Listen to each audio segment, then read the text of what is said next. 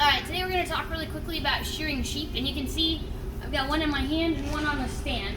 Now, ordinarily we don't put sheep on a stand just to shear them to get rid of the wool.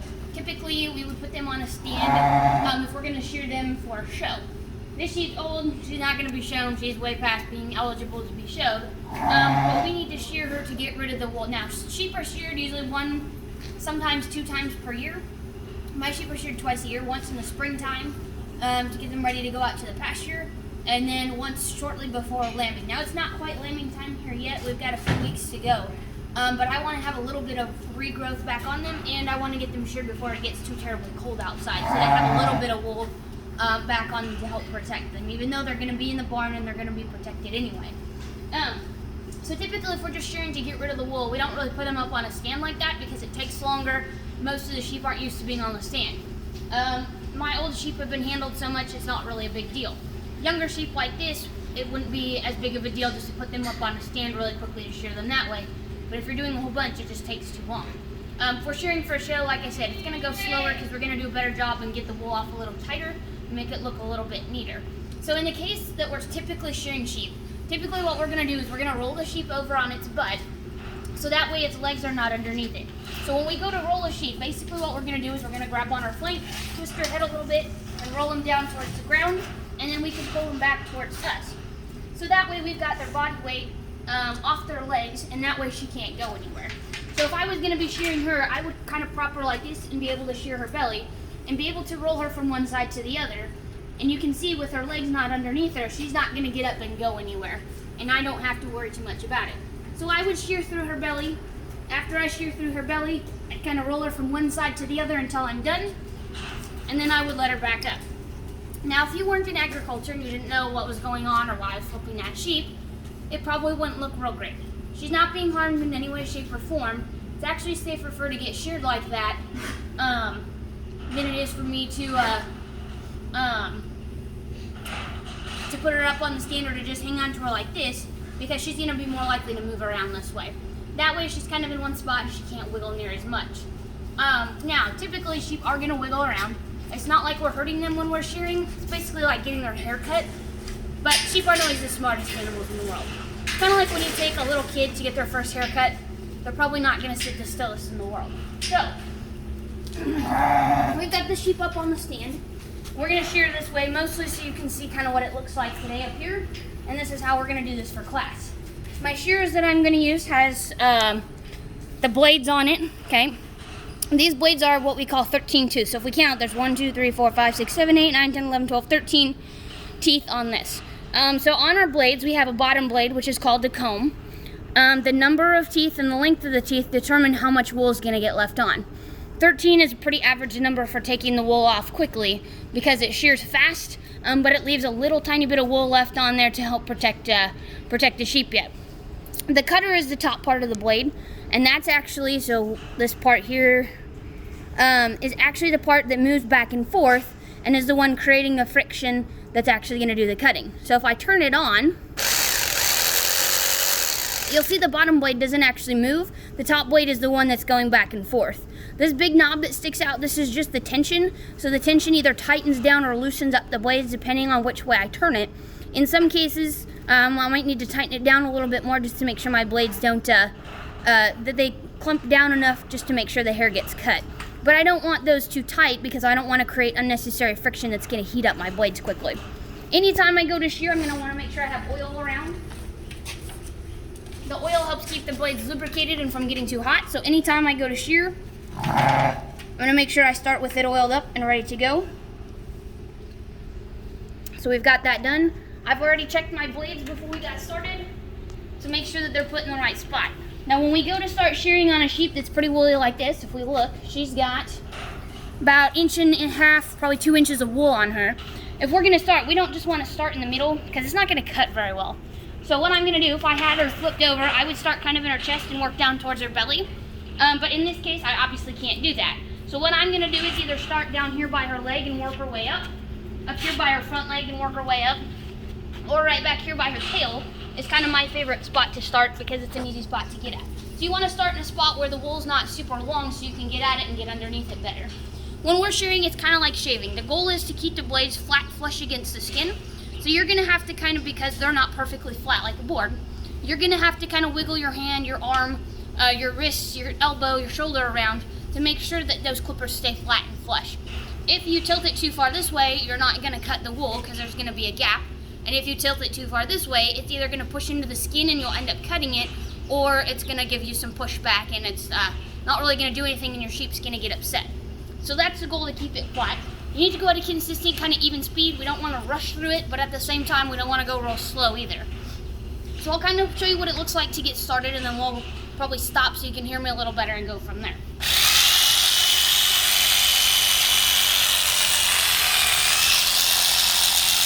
Now you'll hear the clipper kind of made a noise when I went into there. Her wool is a little bit on the dirty side, and as you can see, I didn't get down all the way. And typically, kind of right here on the butt, it will be. She has some colored chalk on her from breeding. And sometimes, so the blue chalk is from breeding. The red chalk is actually a marker that I put on them to sort them before. But sometimes when we've got marker chalk on them, it collects dirt because stuff sticks to it.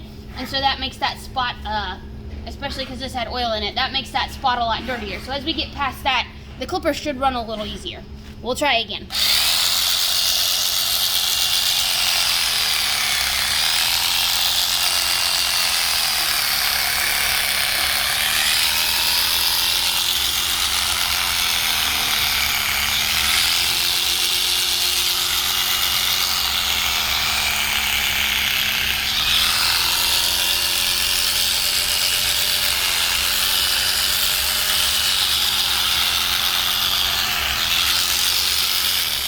So you can see once I got past that dirty spot, it started to work a lot better. You can see I can kind of roll the wool back and kind of see what's underneath it here. Here's our dirtier spot. Here, as you can see, this is what it should look like when we start to get it sheared off. It should look a lot cleaner underneath because this wool should keep out all that nasty stuff. So if we look here in the wool, you can kind of see a line of where the wool has started to do its job and keep that stuff out from its skin and hide. Now you can't really get a feel for this, unfortunately, in the video, but maybe you can see my hands kind of shiny and almost a little sticky feeling now. That feeling is the lanolin in the wool. So the lanolin is the oily stuff that's in their skin and that's in their wool that keeps their skin hydrated and healthy. We use lanolin for tons of stuff. So actually when we shear the wool, lanolin is something that we'll collect. Lanolin is in a lot of our chapsticks, lotions, hand creams, all those different kinds of things because it's super good for our skin to keep it hydrated and keep it healthy. So it's a little chilly out here. My hands are a little dry, so I'm just gonna, keep lotioning up my hands as I go to do this. So this is what it starts to look like as we peel back the wool. Wool's pretty cool just in itself because it's a fibrous product we can use for lots of different things. These sheep are known to be more of a meat type, show type sheep. Their wool quality is not real great. Like the best this wool could be used for maybe would be carpets. That would be about it. A really high quality wool, you could use it for a lot of things, lots of clothing items, Ugg boots, all that kind of stuff. This wool, not exactly the purpose of these sheep. Sheep have to be sheared because they don't shed it out on their own. If I could genetically engineer a sheep, that's one of the things I would do is have them shed out all their wool on their own and have their skin like super sleek and cool looking. But I'm probably never gonna do that. So I'm going to continue to shear so you can kind of see what this looks like as we go. You also saw I tightened up the tension a little bit. It was running just a little loose and it started to cut better after I did that also.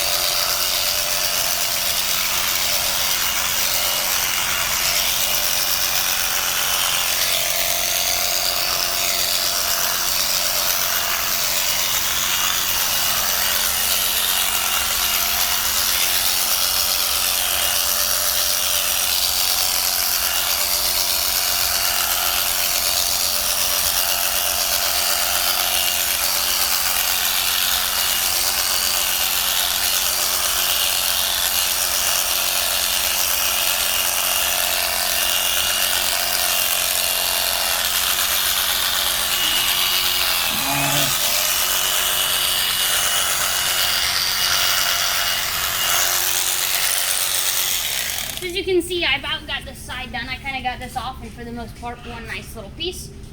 You'll see here, obviously, it's not like what Peter would show you where we're ripping the skin off or anything like that. She's standing pretty quiet. She's not being harmed in any way, shape, or form. You'll see that I slowed down a little bit when I got down to here. You'll also notice we've got this big streak down on her leg. She had actually cut herself on a fence here not too long ago. We treated it, and you'll see that it's healed up pretty nicely. Usually when they get a scar, where they have some kind of skin injury, the wool will grow in a little blacker after that. But that doesn't mean every little black spot on them is an injury. They can have, this sheep, you'll notice her skin, her hide's a little bit darker anyway, so they can have some kind of discoloring anyhow. You'll see, I didn't talk about this before, her head's up in the stand. She's not being choked in any way, shape, or form. She's got plenty of room to breathe. I can stick my fingers back here just fine. This chain is plastic, so it's designed to hold her in place, but if she fights too much, it will actually snap the chain before she gets hurt. Even though her chin is right up in here, where the bottom part of this headpiece is actually around her jawbone, so there's no way that this is going to be able to choke her. She'd basically have to jump forward and hold herself there against it in order for her to actually cut off her breathing. So we're going to keep kind of shearing up the top of her here. You'll notice another thing I did is I had to be careful about my cord, so I didn't shear through that. Also, a hoodie with strings is probably not the best choice, unless you don't care about your strings, because you saw I almost cut through those here at one point too. So we'll keep going, kind of get this side finished.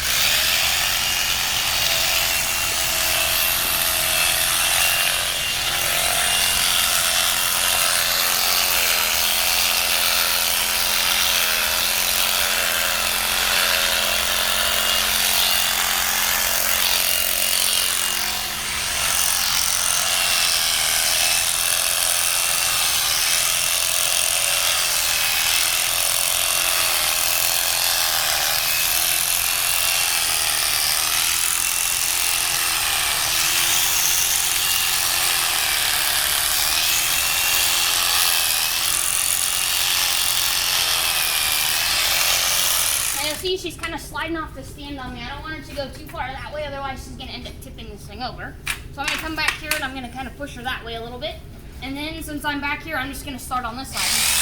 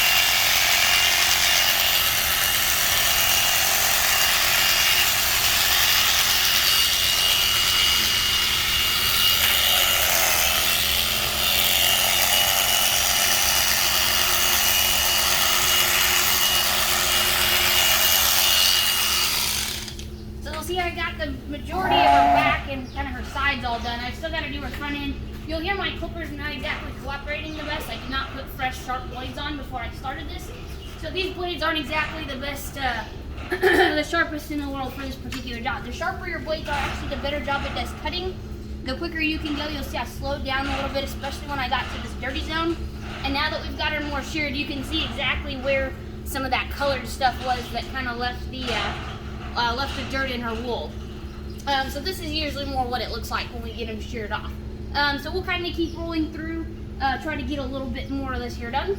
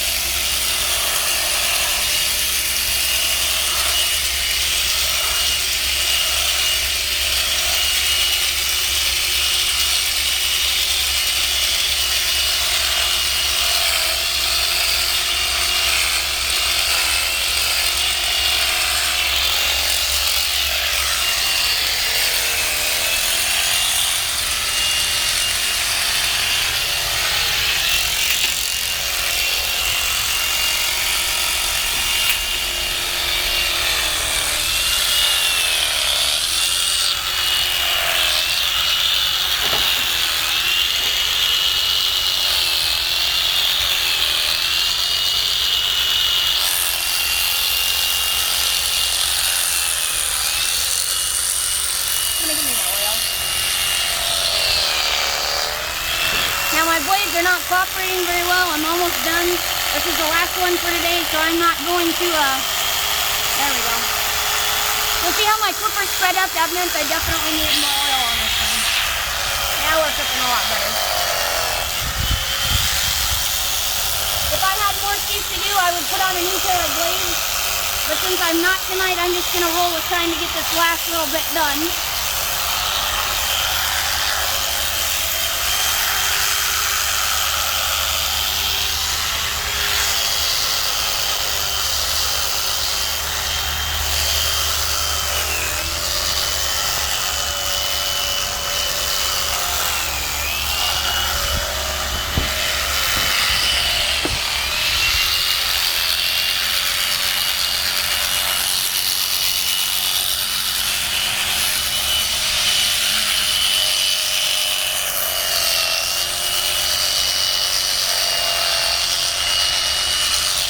Careful not to get my blade cooked on my stand either, because if I do that, basically I'm going to rip the teeth off of my clipper and probably break these blades.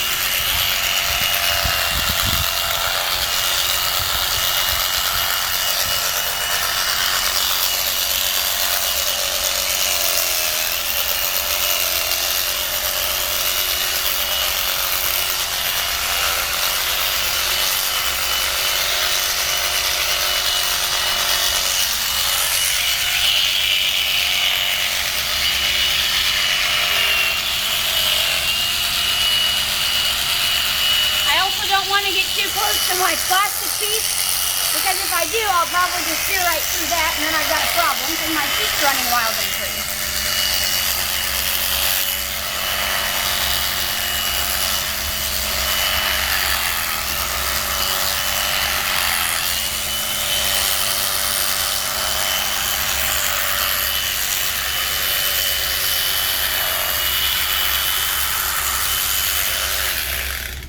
About the only spot that I really have left to do is kind of underneath her chest here, and then kind of around her head and her neck.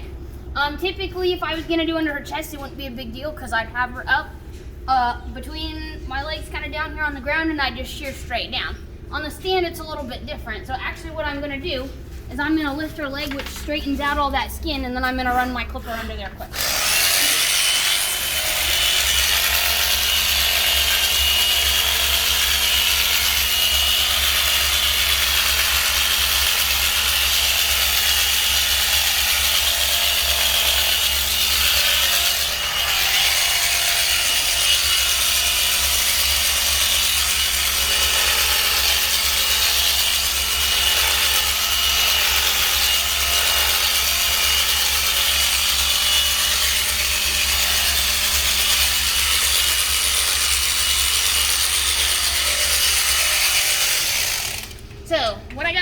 her head, so I need to be careful kind of around her ears because these blades are wide enough. I don't want to accidentally get her ear in there because I could cut through that pretty decent.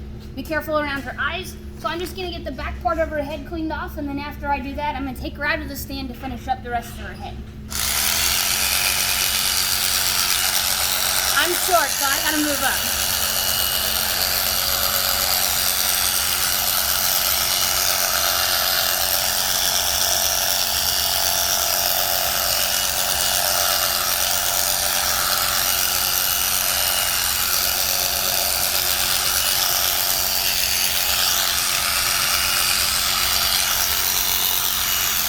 What I can do too, if I don't want to hang on to her too much, is I can take my chain, try to roll it towards the top so I can get more of this down here, but I'm not being very successful with that. So I'm just going to take her out, which is going to be hopefully a little easier for me. So you can see I take her off the headpiece to make sure I don't get my cord all wound up.